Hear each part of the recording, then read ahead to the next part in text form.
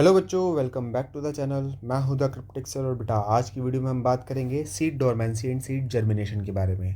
तो चलिए शुरू करते हैं।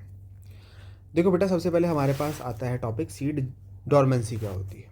तो समझना बेटा कि देखो, जब सीड मैच्योर होता है तो डिहाइड्रेट हो जाता है सीड, पानी बाहर निकल जाता है, ठीक है, मॉइस्चर कम हो जाता है और उसकी वजह से मेटाबॉलिक एक्टिविटीज़ भी कम हो जाती है।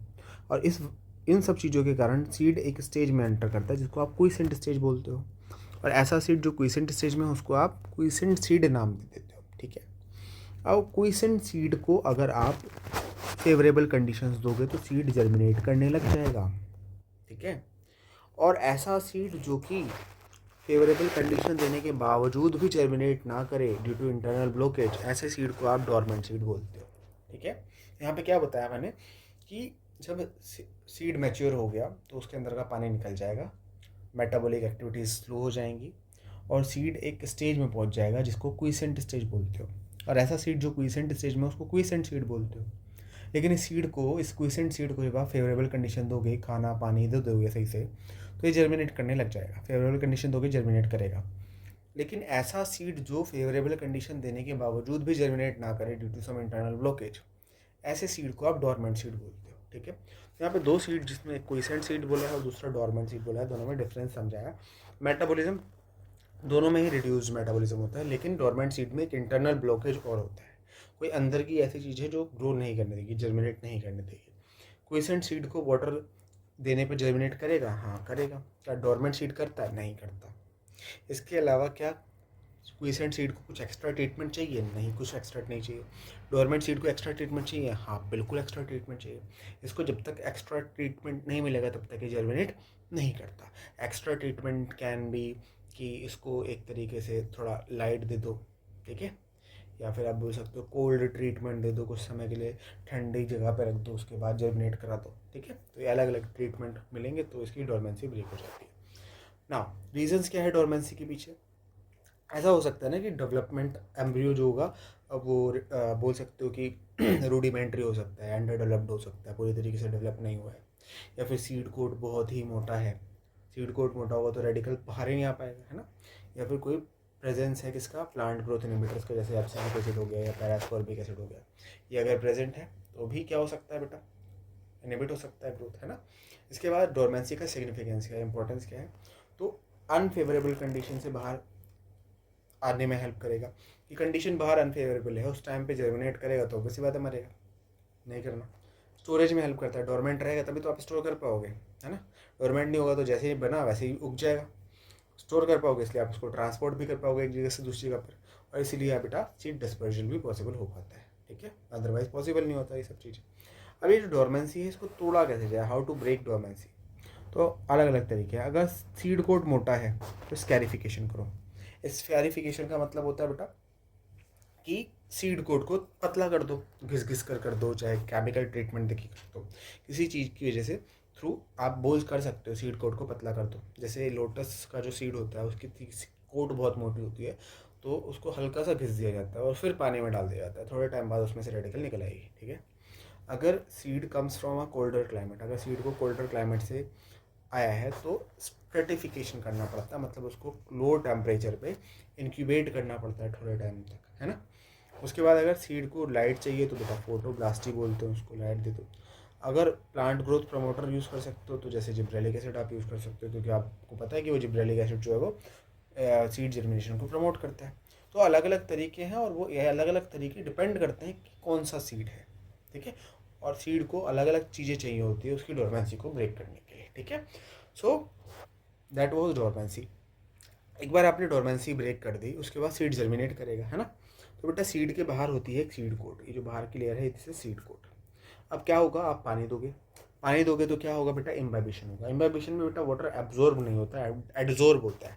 जैसे क्या होता है कि बारिश के टाइम पर लकड़ी के जो दरवाजे होते हैं वो टाइट हो जाते हैं ना फूल के, वैसे ही यहाँ पर जो सीड कोट होगा वो भी फूल जाएगा, ठीक है, पूरा सीड ही फूल जाएगा। और इसकी वजह से क्या होगा, सीड कोट जो होगा रिमूव हो जाएगा, सीड कोट हट गया। अब सीड कोट हट गया, वाटर कंटेंट वापस से साइड सीड के अंदर बढ़ गया है, तो मेटाबॉलिक एक्टिविटीज़ वापस से रिज्यूम हो जाएगी, है ना। क्योंकि मेटाबॉलिक एक्टिविटीज़ कम हुई थी क्योंकि वाटर का कंटेंट कम हुआ था। मेटाबॉलिक एक्टिविटीज़ वापस चालू हो जाएंगी क्योंकि वाटर का कंटेंट बढ़ने लग गया। उसके बाद सबसे पहला जो स्ट्रक्चर निकलेगा उसको आप नाम दोगे रेडिकल। ठीक है, क्या नाम दोगे बेटा? रेडिकल नाम दोगे। क्या नाम दोगे? रेडिकल नाम दोगे। ठीक है, रेडिकल नाम दोगे। अब रेडिकल जब बन जाता है तो उसके बाद बनती है क्या? अब उसके बाद जो बनती है प्लूम्यूल बनती है। ठीक है, लेकिन उससे पहले एक चीज़ जानना बेटा। क्या चीज़ जानने की है? देखो देखो बेटा कि रेडिकल आया है ना। अब अगर यहाँ पे किसका डायग्राम दिखा रखा है? डाइकोट सीड का दिखा रखा है। ये जो है this is cotyledon, this is a cotyledon. ठीक है, और ये ऊपर की तरफ जो है दिस इज प्लूम्यूल। प्लूम्यूल जो ऊपर वाला पार्ट है, ये वाला पार्ट, दिस इज प्लूम्यूल। ठीक है, नीचे वाला जो ये पार्ट है दिस इज रेडिकल। ठीक है, मार्किंग दे रखी है ऊपर। ये जो है this is plumule, this one is radical. ठीक है, अब ये वाला वो पॉइंट है ना जहाँ पर ये जो सीड है वो लगा हुआ है ना, एम्ब्रियोनिक एक्सिस का। अब इसका ये ऊपर वाला पार्ट, ये वाला जो पार्ट है, दूसरा कलर लेते हैं ये वाला, ये जो ऊपर वाला पार्ट है एम्ब्रियोनिक एक्सिस का, वो पार्ट जो ऊपर की तरफ है, जो प्लूम्यूल की तरफ है, उसको आप नाम दे देते हो एपिकोटाइल। क्या नाम देते हो बेटा? एपिकोटाइल। और एम्ब्रियोनिक एक्सिस का वो पार्ट जो बेटा नीचे की तरफ है, उसको आप नाम दे देते हो हाइपोकोटाइल। तो ये जो पार्ट है नीचे की तरफ, दिस इज हाइपोकोटाइल। ठीक है, ये हमने मॉर्फोलॉजी वाले चैप्टर में भी देखा है। ठीक है, एम्ब्रियोनिक एक्सिस होती है, एम्ब्रियोनिक एक्सिस के एक एंड पे प्लूम्यूल होता है, दूसरे एंड पे रेडिकल होता है। और एम्ब्रियोनिक एक्सिस का वो पार्ट जो कोटिलिडन के पॉइंट ऑफ अटैचमेंट से ऊपर है उसको एपिकोटाइल बोलते हो, जो नीचे है उसको आप हाइपोकोटाइल बोल देते हो। ठीक है, तो दिस वाज देयर। लेकिन अभी तक हमने क्या देखा है कि जो सबसे पहला स्ट्रक्चर बना है दैट इज़ रेडिकल। अब रेडिकल बनने के बाद क्या होता है, उसके बेसिस पर हमारे पास दो तरीके के सीड जर्मिनेशन होते हैं। एक को आप बोलते हो एपिजियल, दूसरे को आप बोलते हो हाइपोजियल। दोनों में डिफरेंस क्या है? देखो बेटा, रेडिकल बन गया, यहाँ पे रेडिकल बन गया। अब रेडिकल बनने के बाद अगर सबसे पहले हाइपोकोटाइल ग्रो करे, जैसे ये वाला स्ट्रक्चर क्या दिखा रहा है बेटा? हाइपोकोटाइल। ये क्या जर्मिनेट हो रहा है बेटा? हाइपोकोटाइल। तो अगर हाइपोकोटाइल पहले जर्मिनेट करे और सीड जो है वो सीड बाहर आ जाए ज़मीन के, तो इस तरीके के ग्रोथ को आप बोलते हो एपिजियल जर्मिनेशन। इसमें क्या होता है? हाइपोकोटाइल पहले ग्रो करता है, नीचे वाला पार्ट पहले ग्रो करेगा, और कोटिलिडन जो होगा सॉइल के बाहर आ जाता है, तो इसको आप हाइपोजियल बोलते हो। कहाँ देखने को मिलेगा? किडनी बीन्स में देखने को मिलेगा। दूसरा हाइपोजियल किस में बोलते हो? हाइपोजियल बेटा क्या दिख रहा है? रेडिकल सबसे पहले निकला। रेडिकल निकलने के बाद क्या हो रहा है कि सबसे पहले एपिकोटाइल निकलता है। हाइपोकोटाइल नहीं, पहले क्या निकलेगा? एपिकोटाइल। एपिकोटाइल निकलने के बाद हाइपोकोटाइल बाद में जाकर निकलेगा। ठीक है, तो this was epicotyl, this is hypocotyl. ठीक है, यहाँ पे जब एपिकोटाइल पहले निकल रहा है तो ऊपर वाला पार्ट पहले निकल रहा है ना, तो उस केस में आप बोलोगे कि कोटिलिडन ज़मीन के अंदर ही रहेगा। एपिकोटाइल पहले ग्रो करेगा, कोटिलिडन ज़मीन के अंदर ही ग्रो करेगा। और ये कहाँ देखने को मिलेगा बेटा? पी में देखने को मिलेगा। देखो बेटा, हाइपोकोटाइल पहले निकल रहा है तो इसका मतलब ये है ना कि नीचे से उसको धक्का लग रहा है ऊपर की तरफ, और नीचे से धक्का लगेगा तो सीड जो है वो बाहर आ जाएगा ज़मीन के। लेकिन अगर एपिकोटाइल पहले ग्रो कर रहा है तो नीचे से धक्का देने के लिए कोई है नहीं, ऊपर सीधा सीधा ऊपर चलता चला जा रहा है ना।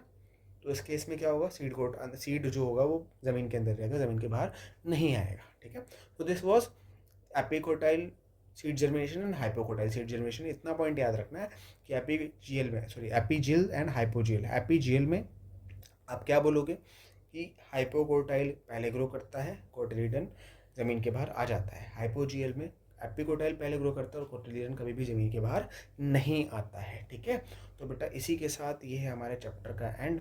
आई होप आपको ये लेक्चर, ये चैप्टर समझ में आया होगा, पसंद आया होगा। अगर लेक्चर समझ में आया है, पसंद आया, तो वीडियो को लाइक करना, चैनल को सब्सक्राइब करना और अपने दोस्तों के साथ भी शेयर कर देना। ठीक है, अब हम मिलेंगे आपको एक नई वीडियो के साथ। तब तक के लिए आप हंसते रहिए, पढ़ते रहिए, मुस्कुराते रहिए। Thank you and bye bye.